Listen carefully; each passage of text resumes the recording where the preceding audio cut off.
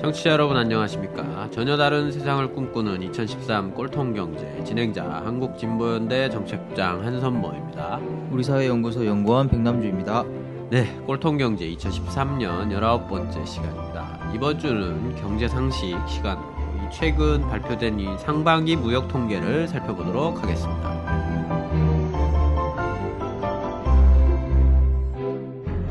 네, 7월 1일 산업통상자원부에서 6월 무역 통계와 함께 상반기 통계를 함께 발표를 했는데요. 한 국장님이 6월에 우리나라 수출은 좀 상황이 어땠습니까? 네, 6월 우리나라는 약 한 467억 불 정도를 수출을 했고 약 412억 불을 수입을 해서 약 55억 불의 무역수지 흑자를 기록을 했습니다.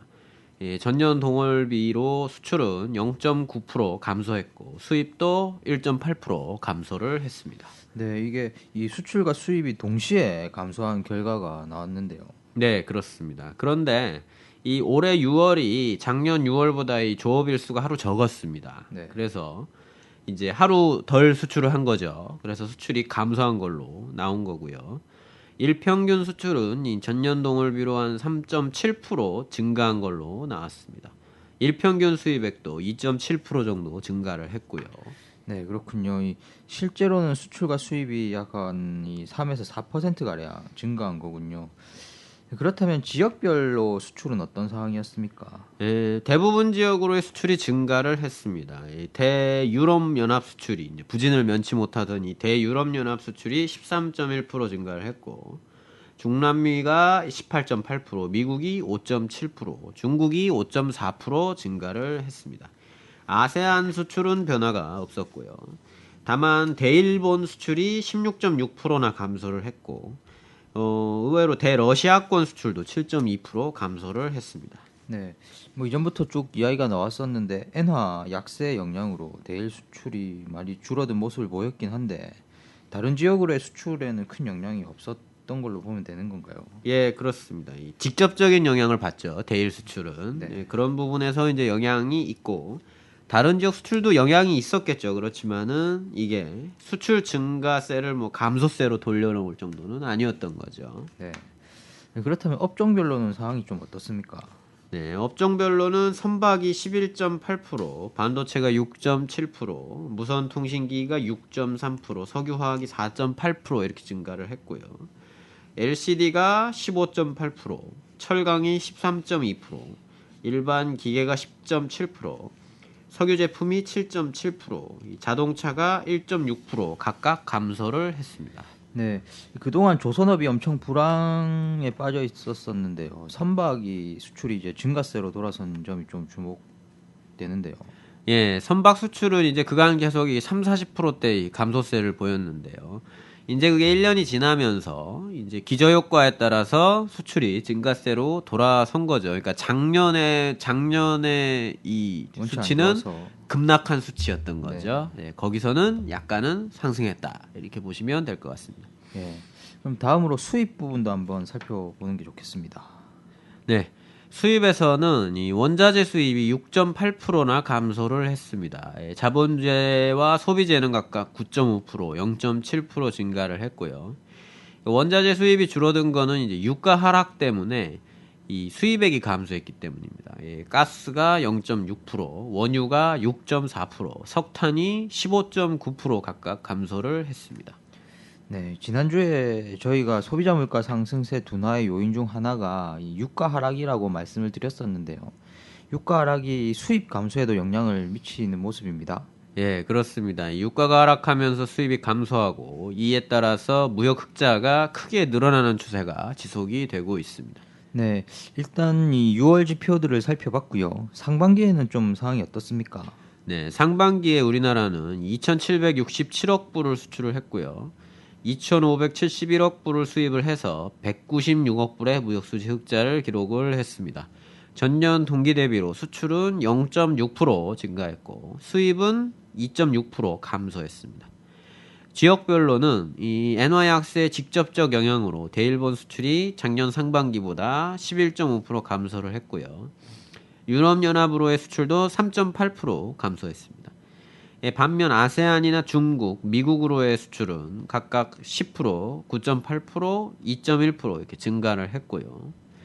업종별로는 선박 수출이 작년 동기보다 25.3%나 감소를 했고, 철강은 11.9%, 자동차와 일반 기계도 각각 1.7% 감소했습니다. 반면 무선 통신기기는 수출이 30%나 급증을 했고요. 반도체나 석유화학도 8.6%, 7.7%로 증가세를 보였습니다. 네. 상반기에는 이 핸드폰 같은 무선 통신기계 수출이 크게 증가한 모습입니다. 예, 그렇습니다. 예, 선박과 철강 등에서의 이제 수출 부진을 이 무선 통신기가 거의 상쇄를 하면서 수출 상승세가 유지가 된 거죠. 예, 수입 면에서는 6월과 마찬가지로 유가 하락이 수입액 감소를 낳고 무역 수지 흑자를 증가시킨 거고요.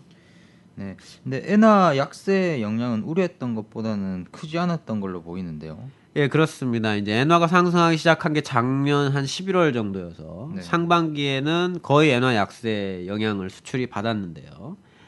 이 엔화가 달러당 100엔대 근접을 하면서 약세를 보이긴 했는데 이 원화도 이 금융시장에서 이 외국 투기 자본이 이탈하면서 약세를 보였죠. 그러면서 원엔 환율이 한 1,150원에서 1,200원 수준을 유지를 했습니다. 이 전년 동기에는 이게 한 1,400원 수준이었거든요. 네.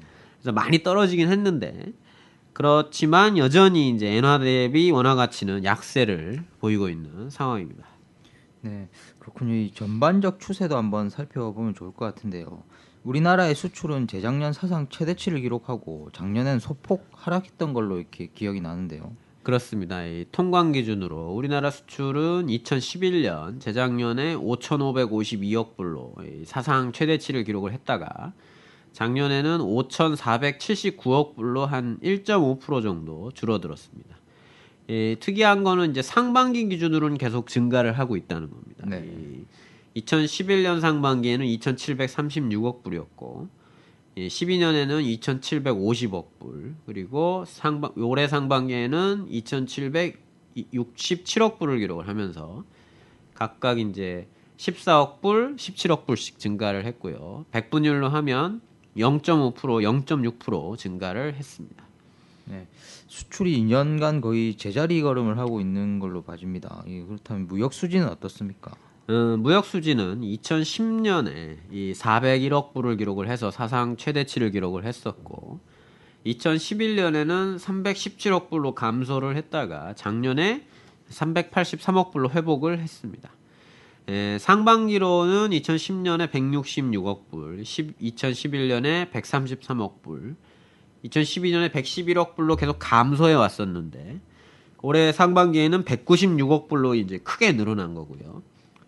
무역 수지라는 게 좀 들쭉날쭉하기 때문에 확실하게 말씀드리긴 어렵지만 우리나라 경우에는 보통 무역 흑자가 상반기보다 하반기에도 많이 납니다. 네. 그래서 올해 무역 흑자가 아마 사상 최대치를 기록하게 되지 않을까 이렇게 추정이 되고 있습니다. 네, 그렇군요. 이 수출은 제자리인데 이제 수입이 많이 줄어들어서 무역 흑자가 크게 늘어나고 그 원인은 국제 유가의 하락에 기인하는 거다 이렇게 좀 보면 될 것 같습니다. 예, 그렇습니다. 네, 한국장님 수고하셨습니다. 이상으로 이 경제 상식 시간 2013 꼴통경제 19번째 시간을 마치도록 하겠습니다. 청취자 여러분 안녕히 계십시오. 안녕히 계십시오.